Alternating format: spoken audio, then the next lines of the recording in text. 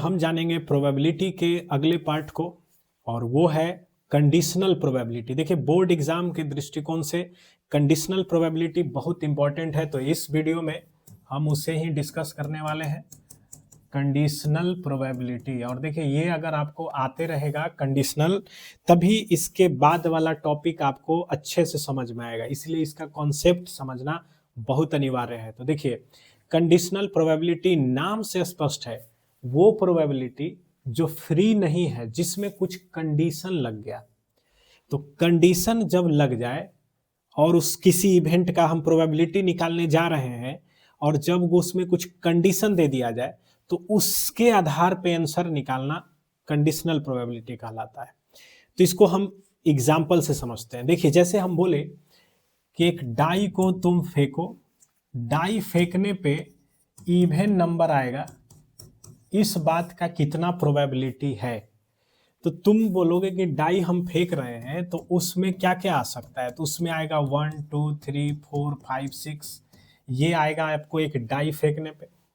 6 तरह का रिजल्ट आ सकता है। उसमें आपसे हमने बोला इवन नंबर लाना है, तो आप इसको टारगेट करोगे जो इसको फेवर कर रहा है इवन को, तो उसमें कौन कौन एलिमेंट आएगा। तो 2 4 6, यानी कि इसका फेवर करने वाला एलिमेंट की संख्या 3 है, टोटल की संख्या 6 है।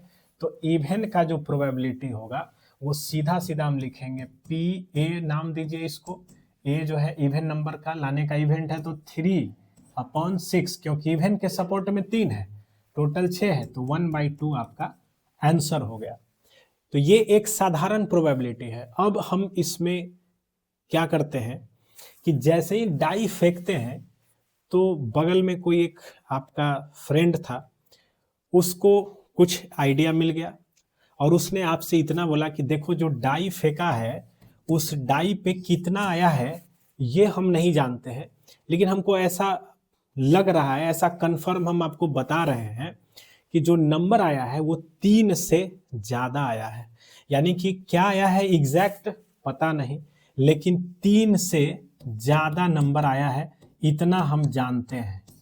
ठीक है, तब आपसे हम जो क्वेश्चन पूछे थे इवन नंबर का, अभी भी वही पूछ रहे हैं कि इवन नंबर लाने का प्रोबेबिलिटी क्या है। अब देखिए, अगर आपको एक डाई फेंकने पे इवन नंबर पूछा जाता तो सीधा सीधा आप 3/6 बोलते, लेकिन अब आपके मन में यहाँ पे एक सामने कंडीशन नजर आ गया। उसने बताया कि डाई फेंकने पे 3 से ज्यादा आया है, तो अब आपके दिमाग में स्ट्राइक करेगा कि जरूर 3 से ज्यादा आया है, तो या तो 4 आया होगा, या तो 5 आया होगा, या तो 6 आया होगा। अब आप 1 2 3 4 5 6 नहीं लिख सकते हो, क्योंकि आपको पता चल चुका है कि डाई पे आया हुआ नंबर 3 से ज्यादा है। तब आप यहाँ पे लिखोगे 4 5 6, क्योंकि 3 से ज्यादा यही, तो जो डाई पे नंबर आया है वो यही 3 हो सकता है।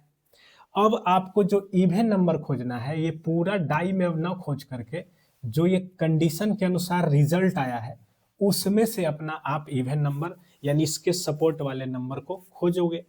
तो इसमें सपोर्ट करने वाला जो है वो है केवल 4 और 6, तो यानी 4 6। तो देखिए, फ्रीली हम डाई में 6 नंबर देखते थे, उसमें इवन नंबर 3 था, तो 3/6। कंडीशन के अनुसार अब जो है रिजल्ट वो 3 तरह का ही आ सकता है। तो NS यहाँ पे जो है ना, टोटल का काम 3 करेगा, तो नीचे 3 लिखेंगे, और उस 3 में 2 नंबर इस इवेंट के सपोर्ट में है। ठीक है, तो उसका संख्या ये हो जाएगा 2/3। तो देखिए, आपको यहाँ पे जो निकालना था उसको हमने नाम दिया इवेंट A, और जो हमको कंडीशन दे दिया उसको नाम दे दिया इवेंट B। तो आपको A का प्रोबेबिलिटी निकालना था स्टार्टिंग में, तो आपने 3/6 लिखा, वो बिल्कुल सही है। लेकिन अब इस बार जो आपने आंसर लिखा है 2/3, वो इवन नंबर का प्रोबेबिलिटी तो है, लेकिन एक कंडीशन के अनुसार है, तो बटा दे करके बाई वो कंडीशन लिखेंगे। तो PA/B ऐसे लिखा जाएगा, और इसको क्या पढ़ेंगे, A का probability under the condition of B, या A की प्रोबेबिलिटी जब B आया है, तो A की प्रोबेबिलिटी B जब हुआ होगा उसके अनुसार। तो PA/B को आप ऐसे समझ सकते हो। तो इसका रिजल्ट आप कैसे याद कर सकते हो। तो देखिए, सिंपल सा बात है, PA/B जो ऊपर है वो आपका टारगेट है, उसी को आपको खोजना है, और जो नीचे लिखा है वो आपका कंडीशन है। ठीक है, तो PA/B तो नीचे कंडीशन है।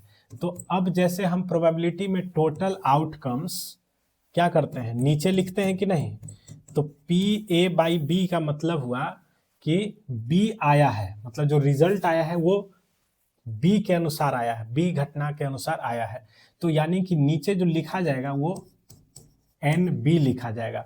NS मतलब अब डाई जो है हम फ्रीली हम नहीं लिखेंगे कि पूरा क्या रिजल्ट आ सकता है, क्योंकि अब हमने आपको कंडीशन दे दिया, तो उस कंडीशन के अनुसार जो जो आ सकता है उसको आप नीचे लिखोगे।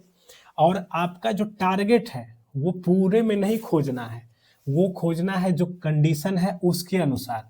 तो आप A की संख्या खोजोगे लेकिन B के अनुसार, तो यहां लिखोगे NA इंटरसेक्शन B।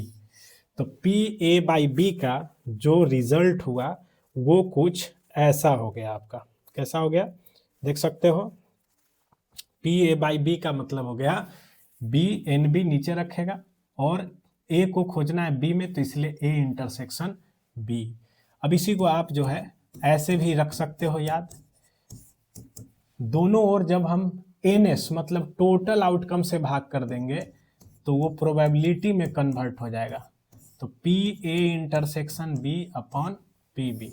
तो कंडीशनल प्रोबेबिलिटी का फॉर्मूला ऐसे लगा सकते हो। अब आते हैं क्वेश्चन कैसे बनाएंगे। PA/B किसको बोलेंगे वो समझ गए, कैसे निकालेंगे, जो नीचे है उसका संख्या, और इसी में हम एक की संख्या को खोजेंगे। अब देखिए इसी को हम नंबर संख्या के अनुसार भी याद कर सकते हैं, प्रोबेबिलिटी के अनुसार भी याद कर सकते हैं। अब हम जानेंगे कि क्वेश्चन जब आएगा तो कैसे बनाएंगे, कंडीशनल का पहचान क्या है।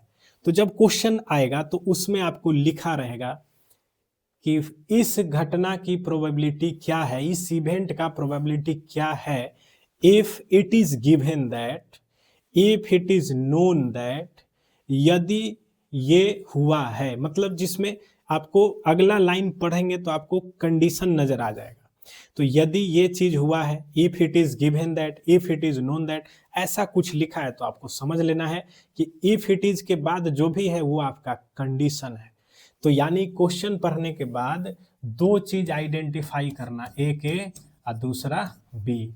ए का मतलब हो गया आपको जो टारगेट है, जो आपको निकालना है वो क्या है, और बी का मतलब हो गया जो आपका कंडीशन, यही दो चीज खोजना है।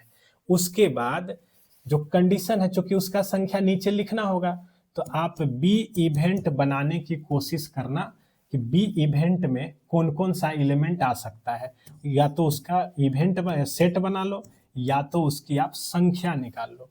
और दूसरा ए का संख्या बी के अनुसार आप खोज लेना कौन कौन है जो ए का पार्ट जो बी में आ सकता है। उसके बाद प्रोबेबिलिटी का जो कंडीशनल फॉर्मूला है ए अपॉन बी, वो आपने अभी पढ़ा है, इतना अपॉन इतना। तो हर क्वेश्चन में इफ यदि ऐसा कुछ लिखा रहेगा। चलिए एक एग्जाम्पल के माध्यम से समझते हैं। देखिए जैसे हमने बोला कि 2 डाइस आर थ्रोन, 2 डाइस को फेंका गया, ठीक है, 2 हम डाइस को फेंक दिए। अब हमने आपसे बोला कि probability for number greater than, probability for sum, यहां लिख देते हैं सम, मतलब नंबरों का जोड़, दोनों डाइस को मिला के, ग्रेटर देन 9 या greater than 9, if it is known that, अगर ये पता चला है, नोन दैट डबलेट ऑकर्स, अगर ये पता चला है कि डबलेट आया है। इसका मतलब क्या हुआ, कहा गया 2 डाइस को आपने फेंका, अब ऐसे तो 2 डाइस को फेंकेंगे तो 36 तरह का आउटकम आएगा, तो हम NS तो 36 हम लिख सकते हैं, लेकिन इस बार हमको प्रोबेबिलिटी निकालना है कि दोनों संख्याओं को जोड़ने पे 9 से अधिक आए, 9 से क्या आ जाए, ज्यादा आ जाए, ठीक है, 9 से ज्यादा लाना हमारा टारगेट है। अब देखिए यहाँ पे लिखा है if it is known that, तो समझ में आ जाना चाहिए कि ये जो इतना पार्ट लिखा है that is condition of this question, तो बस आपको जैसा बताया गया वैसे दो पार्ट आप खोजो, एक ए और दूसरा B. A should be target, A को टारगेट बनाइए। टारगेट क्या है? सम जो है 9 से अधिक लाना है, तो लिखेंगे A is equal to event for sum greater than 9, यानी 9 से बड़ा सम लाने का। और बी जो कंडीशन है आपका, तो कंडीशन ने बोला कि डबलेट आया है। डबलेट का मतलब हो गया दोनों पे सेम नंबर आया, डबलेट ऑकर्स। अब इसके बाद हम क्या करेंगे? इसके बाद अब हम क्या करेंगे कि चूंकि बी कंडीशन है तो कंडीशन की संख्या मैटर करती है, ए की संख्या मैटर नहीं करती, इसलिए हम ए के पीछे नहीं भागेंगे, इस कंडीशन बी के पीछे भागेंगे। तो बी के पीछे देखिए, इसमें बोला डबलेट आया है, तो डबलेट में क्या क्या आ सकता है? 1 1 2 2 3 3 4 4 5 5 और एक 6 6। ये 6 तरह का रिजल्ट डबलेट में आपका आ सकता है। अब देखिए इसने बोला कि ए की प्रोबेबिलिटी निकालना है बी में, तो अब हम ए को खोजेंगे, लेकिन किस में खोजेंगे? बी में। तो उसको आप कैसे लिखोगे? A intersection B. अब सोचिए, ए को आपको बी में खोजना है तो उसको आप लिखोगे ए इंटरसेक्शन बी। 9 से अधिक सम लाना है इस कंडीशन में, तो देख लीजिए 9 से अधिक सम देने वाला कौन है? तो दो ही है, एक 5 5 और एक 6 6। तो बस आप इसको ऐसे लिखोगे, पी ए बाई बी बराबर, नीचे बी है तो एन बी, और ऊपर में आपको लिखना होगा एन ए इंटरसेक्शन बी। तो n A intersection B common दो ही आया है, टोटल 6 में, तो 2/6 यानी 1/3 आपका आंसर हो जाएगा। तो इस प्रकार से आपको कंडीशनल प्रोबेबिलिटी बनाना है। तो उम्मीद करते हैं इसका कॉन्सेप्ट आप समझ गए। अगले वीडियो में हम एग्जाम्पल कुछ देखेंगे कंडीशनल प्रोबेबिलिटी का।